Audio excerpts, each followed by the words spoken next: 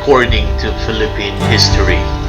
Before the Americans and Japanese colonized the country, in the 16th century, Spanish expeditions reached the archipelago to trade spices and evangelize people to Christianity.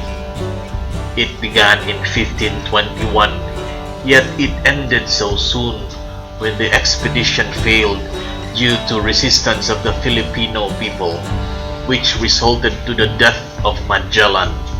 Spain took 40 plus more years to reorganize another expedition, sending one of their best governor and explorer this time, Lieutenant Legazpi.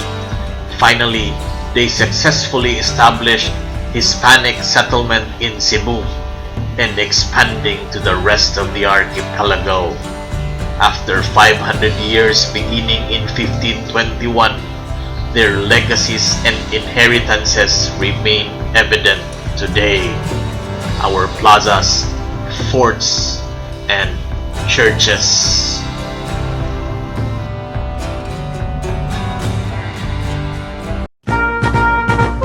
Uno, dos, tres!